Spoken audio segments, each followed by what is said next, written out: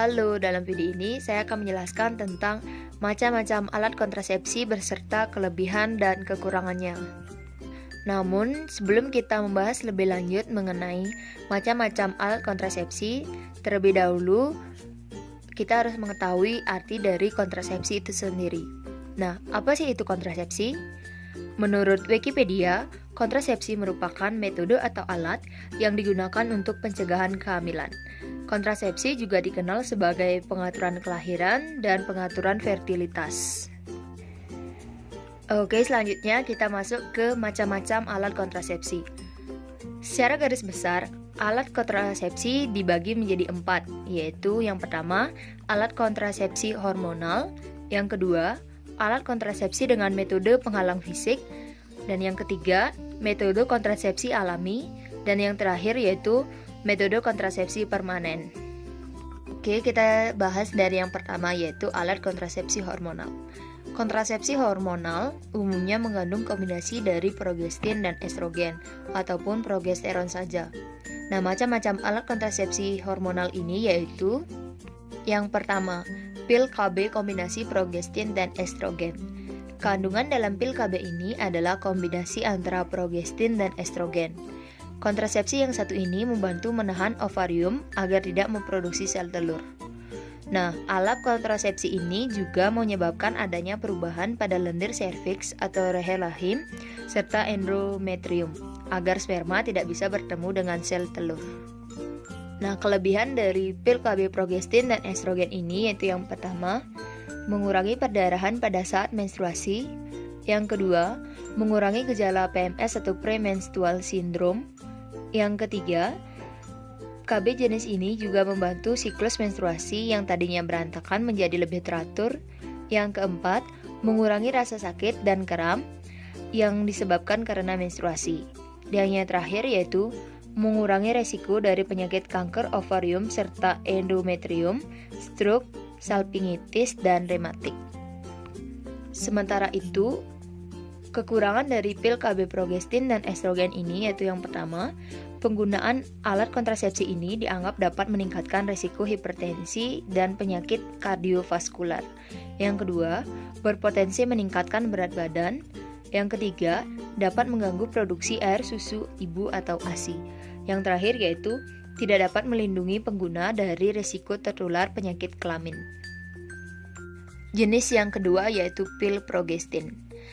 Pil progestin juga dikenal dengan pil mini.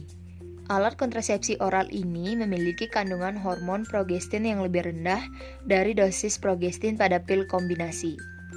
Pil KB progestin dapat membuat lendir serviks menjadi lebih kental sehingga mencegah proses ovulasi, meski hanya pada saat-saat tertentu saja.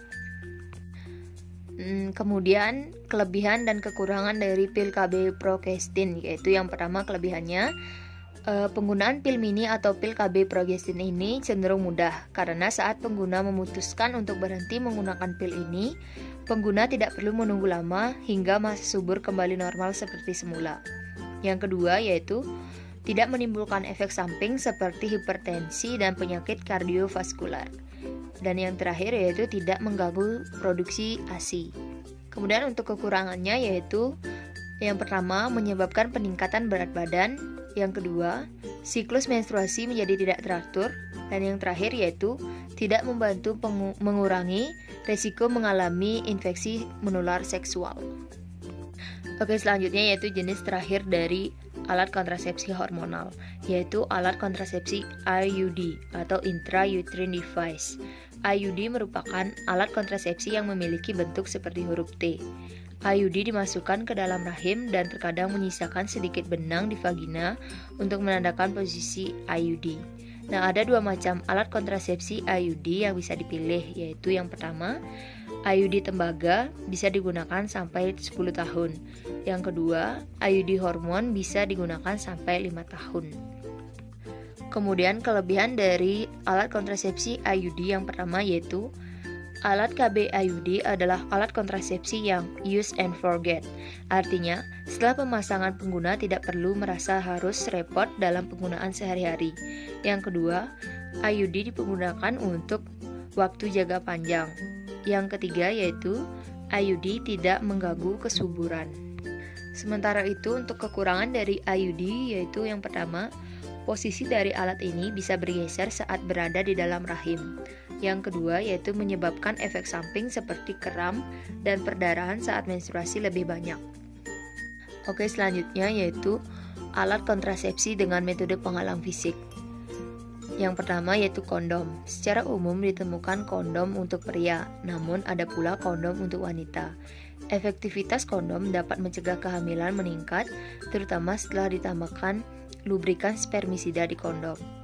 Nah, untuk kelebihan dari kondom sendiri yaitu yang pertama, mencegah penularan penyakit kelamin.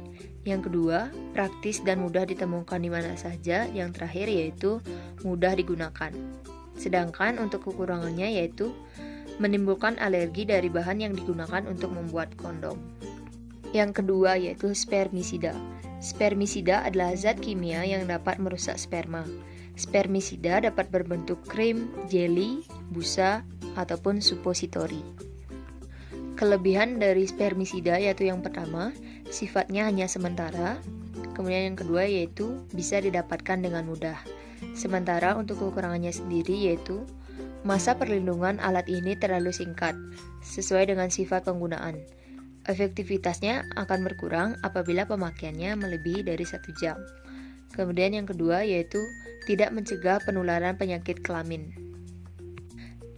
Jenis terakhir dari metode penghalang fisik yaitu diafragma. Diafragma biasanya terbuat dari lateks atau silikon berbentuk melingkar seperti kubah dan berfungsi untuk mencegah sperma masuk ke dalam rahim. Cara penggunaannya adalah menekuk atau melipatnya menjadi 2 bagian, lalu memasukkannya ke dalam vagina untuk melindungi serviks. Kemudian kelebihan dari diafragma yaitu yang pertama, bisa digunakan bersamaan dengan alat lain seperti spermisida. Digunakan bersamaan dapat meningkatkan efektivitas dari diafragma. Kemudian bisa digunakan berulang kali. Sementara untuk kekurangannya sendiri yaitu terlalu besar bisa membuat rasa tidak nyaman, sedangkan yang terlalu kecil bisa beresiko lepas atau berpindah tempat. Selanjutnya yaitu metode kontrasepsi alami. Jika tidak dapat menggunakan alat kontrasepsi di atas karena berbagai alasan, Anda dapat menerapkan metode pencegahan alami yaitu antara lain yang pertama, sistem KB kalender. Tanpa bantuan macam-macam alat kontrasepsi, metode ini menggunakan perhitungan masa subur wanita dan menghindari hubungan seks pada masa subur tersebut. Kemudian kelebihan dari sistem KB kalender yaitu yang pertama, metode sistem KB kalender ini sangat murah karena Anda mungkin tidak perlu mengeluarkan uang terlalu banyak. Kemudian yang kedua, tidak perlu menggunakan bantuan alat apapun. Sedangkan untuk kekurangan sistem KB kalender yaitu dibandingkan kontrasepsi lainnya, sistem KB kalender kurang efektif karena metode ini memiliki kemungkinan gagal mencapai 20%. Yang kedua yaitu menyusui. Pada ibu yang menyusui anaknya secara eksklusif, pembuahan tidak dapat terjadi selama 10 minggu pertama, sehingga kehamilan dapat dicegah. Kelebihan dari metode menyusui ini yaitu yang pertama, tidak perlu mengeluarkan uang. Yang kedua, tanpa menggunakan alat apapun atau mengkonsumsi apapun. Yang perlu dilakukan hanyalah menyusui. Nah, untuk kekurangannya sendiri yaitu menyusui kurang efektif untuk mencegah kehamilan. Yang terakhir yaitu metode kontrasepsi permanen. Kontrasepsi permanen atau sterilisasi merupakan pilihan bagi pasangan yang tidak ingin memiliki anak lagi. Pada wanita dapat dilakukan tubektomi, ligasi tuba, implan tuba, dan elektrokoagulasi tuba. Nah, sedangkan pada pria dapat dilakukan vasektomi. Kelebihan dari kontrasepsi permanen yaitu efektivitas yang sangat tinggi dalam mencegah kehamilan. Yang kedua, tidak memerlukan alat atau hormon tambahan lagi. Nah, untuk kekurangannya sendiri yaitu biaya lebih mahal dari kontrasepsi lainnya. Resiko komplikasi dari metode komplikasi ini berupa perdarahan atau infeksi. Nah, yang terakhir yaitu tidak dapat mencegah penularan penyakit kelamin. Baik, sekian yang bisa saya sampaikan. Semoga bermanfaat and thanks for watching.